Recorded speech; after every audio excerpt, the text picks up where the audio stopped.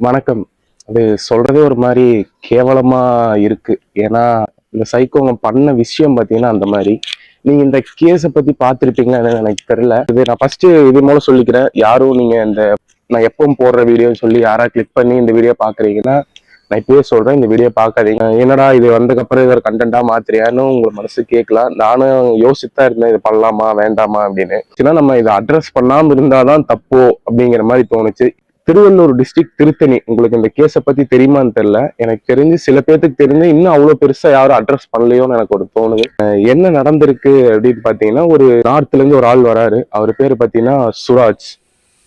அவருக்கு ஏஜ் பார்த்தீங்கன்னா 34. அவரு நார்த்ல இருந்து இங்க வராரு. பர்சனல் ரீசனுக்காக அவர் வராரு.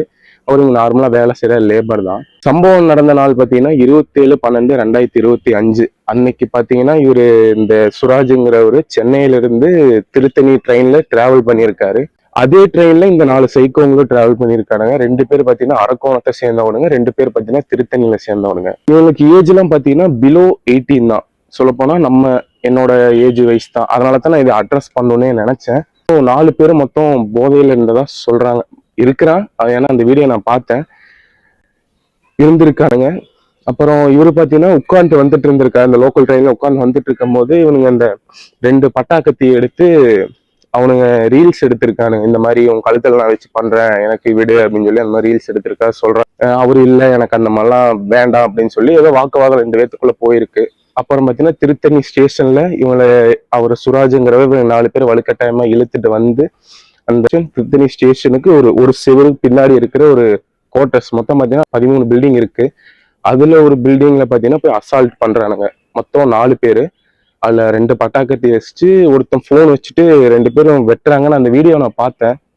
ஒரு நிமிஷத்துக்கு வெறும் ஒரு நிமிஷம் தான் இருக்கு. அது ஒரு டைம் தவிர மத்த இன்னொரு டைம் பார்க்க என்னால முடியல. எனக்கே ஒரு மாதிரி தலை சுத்துது. எனக்கு இந்த வீடியோ எப்படின்னா என் ஃப்ரெண்ட் ஒருத்தன் ஸ்கூல் ஃப்ரெண்ட் ஒருத்தன் நான் மதியானம் இப்போ போல இருந்தேன். டப்புன்னு வீடியோ அனுப்பிச்சு விட்டேன். நானும் சரி இது பார்த்தோன்னே சரி ஏதோ ஏஐ போலன்னு தான் நானே நினைச்சேன். அப்புறம் பார்க்கும்போது தான் தெரியுது இது உண்மையா நடந்த சம்பவம். நான் அப்பா அவன்கிட்ட கேட்டேன் இது என்னன்னா யாருமே பேசலையே அப்படின்னு கேட்டேன். தெரியல அப்படின்னா சரி ஓகே நான் என்ன நினைச்சு சரி வேற எங்கேயோ ஊர்ல நடந்திருக்கும் போல அப்படின்னு நினைச்சு நானும் விட்டு அப்புறம் சாயங்காலம் இதெல்லாம் அட்ரஸ் பண்ண ஆரம்பிச்சாங்க. அப்புறம் தான் பார்த்தா தெரியுது இந்த 4 சைக்கோ இந்த மாதிரி பண்ணியிருக்கானுங்க.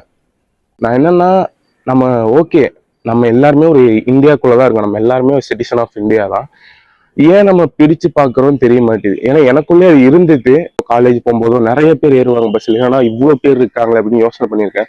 ஆனா நீங்க அவங்க இடத்துல இருந்து பார்த்தா தான் உங்களுக்கு தெரியும். 4 பேர்ல 2 பேர் பாத்தீங்கன்னா 2 பேர் மாத்தி மாத்தி வெட்டானுங்க. அவனுக்குள்ள பாத்தீங்கன்னா அவ்வளவு கேஷுவலா பேசிக்கிறானுங்க. ஏன் மண்டை ஓப்பனு, கை ஓப்பனு, நெஞ்சு ஓப்பனுன்னு பேசிக்கிறானுங்க. எனக்கு அதுதான் தெரியல. ஒரு 17 வயசு பையன் இவ்வளோ கேஷுவலா ஒரு பட்டா கத்தியில அதுவும் பட்ட பகல்ல தமிழ்நாட்டுல வெட்டி ரீல்ஸ் போட்டிருக்கானுங்க. அது நினைக்கும் போது தான் ஒரு மாதிரி இருக்கு. என்னடா நம்ம ஜென்ரேஷன் இந்த மாதிரி இருக்கே. ஒரு கத்துறாரு, ஒரு ரத்தம் ஊத்துது, ஊத்த இவனுங்க வெட்டிட்டு கிளம்பிடுறானுங்க. அந்த அந்த சுராஜுங்கிற ஆள் பாத்தீங்கன்னா சுராஜுங்கிற நபர் பாத்தீங்கன்னா அங்க இருந்து மெயின் ரோட் முடியும் நடந்தே வந்திருக்கிறதா சொல்றாங்க. சொல்லி அவங்க பாத்தீங்கன்னா கூப்பிட்டு அப்புறம் 3 ஹாஸ்பிட்டல் மாத்தி கடைசியில ராஜீவ் காந்தி ஹாஸ்பிட்டல்ல போய் அவர் ட்ரீட்மெண்ட் பார்த்து அவர் ஒடிசாவை சேர்ந்த ஆளு. அவருக்கு நம்ம தமிழ் தெரியாதனால அந்த திருவள்ளூர் டிஸ்ட்ரிக்ட் போலீஸ் பாத்தீங்கன்னா நம்ம ஆல்ரெடி போலீஸ் ஆபீசர் கிட்ட அவருக்கு தெரிஞ்ச மொழியில டிரான்ஸ்லேட் வாங்கி இவங்க 4 பேருக்கு மேல எஃப்ஐஆர் ஃபைல் பண்றாங்க. ஃபைல் பண்ணி 5 தனிப்படம் அமைக்கிறாங்க. அமைச்சு இவனுக்கு 4 பேர்த்தையும் பிடிச்சிட்டு எனக்கு இதுதான் எனக்கு புரிய மாட்டேங்குது. ஏன்னா இப்போ 18 வயசுக்கு மேல இருக்கிறவன் கத்தி தூக்கி வெட்டினாலும் ரத்தம் தான் வருது. அதே 18 கீழே இருக்கிறவன் கத்தி தூக்கி வெட்டினாலும் ரத்தம் தான் வருது. அப்ப ஏன் 2 பேத்துக்கும் பாத்தீங்கன்னா ஒரே ஜுடிஷியல்ல ஏன் ஒரே செக்ஷன் இல்ல அப்படிங்கிற மாதிரி எனக்கு தோணுது. ஏன்னா திருவள்ளூர் டிஸ்ட்ரிக்ட் போலீஸ் பாத்தீங்கன்னா பிரஸ் மீட் கொடுக்குறாங்க. கொடுக்கும் போது கேட்குறாங்க இந்த மாதிரி நிறைய பிரஸ் மீட்ல வந்து கேட்டிருக்காங்க என்ன ஆச்சு அப்படின்னு. அப்புறம் அவங்க பார்த்தீங்கன்னா மெஜஸ்ட்ரேட் கொண்டு போய் 4 பேர்த்தையும் கொஞ்சம் போய் ஆஜர் பண்ணியிருக்காங்க. எல்லாரும் 18 வயசு கீழங்கிறதுனால அதுல ஒருத்தனுக்கு பார்த்தீங்கன்னா பெயில் கிடைச்சிருக்கு. எனக்கு இதுதான் புரியல. அவனுக்கு ஏன் கொடுக்கணும்? ஒருத்தனுக்கு பார்த்தீங்கன்னா பெயில் கிடைச்சிருக்கு. அவனை கொண்டு போய் அவங்க அப்பா அம்மாட்ட சேர்த்திட்டாங்க. 3 பேர்த்த பார்த்தீங்கன்னா செங்கல்பட்டுல இருக்கிற ஒரு ஜுடிஷியல் ஹோம்ல கொண்டு போய் வச்சிருக்காங்க. இவங்க ஹோம்ல வச்சு என்னன்னு தெரியல. அப்புறம் இவங்களுக்கு பின்னாடி இன்வெஸ்டிகேஷன்லாம் பண்ணும் போது கேட்டிருக்காங்க பட்டாக்கத்தி உங்களுக்கு எங்க இருந்து இவங்களுக்கு கிடைச்சிருக்கு அப்படின்னு கேட்கும் போது இவங்களுக்கு ஆல்ரெடி வேற எங்கேயோ ஒரு இடத்துல ஒரு ஒரு ரஷ் இருந்திருக்கு, அதனால இவனுங்க வீட்லயே வச்சிருக்கானுங்களாமா. நம்ம எந்த மாதிரி ஒரு சொசைட்டில வாழ்றோம், நம்மளுக்கு எந்த மாதிரி ஒரு சொசைட்டில வாழ்றோம்னு நீங்க இதை வச்சு நீங்க தெரிஞ்சுக்கலாம். சில பேர் அது கீழே கமெண்ட் பார்த்தீங்கன்னா அந்த ஆட்சி சரியில்லை, இந்த ஆட்சி சரியில்லை, இது சரியில்லை, அது சரியில்லைன்னு போடுறதுக்கு பதிலா இது எதனால நம்ம நடக்குது, ஏன்னா நம்ம ஒவ்வொருத்தரும் தான் காரணம். நார்த் இந்தியன்ஸ் வேற, சவுத் இந்தியன்ஸ் வேறன்ட்டு இல்லை, எல்லாருமே ஒரே ஒரு கண்ட்ரி தானே. இந்தியாங்கிறது ஒரு கண்ட்ரி.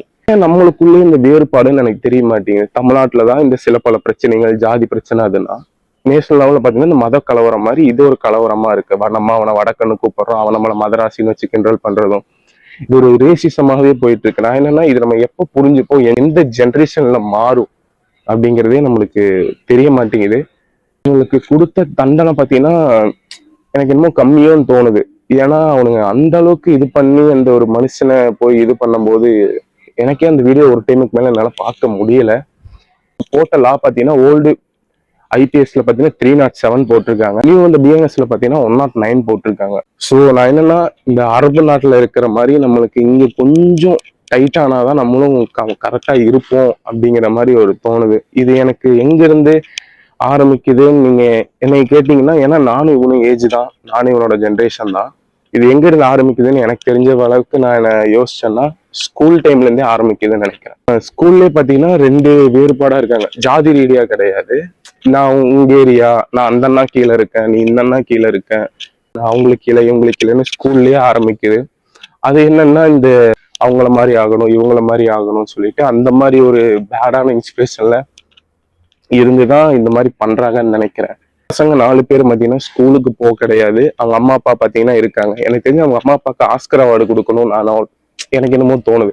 ஏன்னா இப்படி ஒரு பசங்களை வளர்த்தி என்ன பண்ண போறாங்க எனக்கு தெரியல. நம்ம புரிஞ்சுக்கணும், இதே அந்த இடத்துல ஒரு புள்ளையோ இல்ல ஒரு பையன், ஒரு ஆம்பளைக்கே இந்த அளவுக்கு இதுனா நீங்க கொஞ்சம் நினைச்சு பாருங்க. இதே அந்த இடத்துல ஒரு விமனோ, ஒரு புள்ளையோ இல்ல பிரெக்னன்ட் லேடியோ யாராவது இருந்திருந்தாங்கன்னா அவனுக்கு என்ன பண்ணிருப்பானுங்க. இந்த பசங்கனால விட்டதோட விட்டுருக்கானுங்க.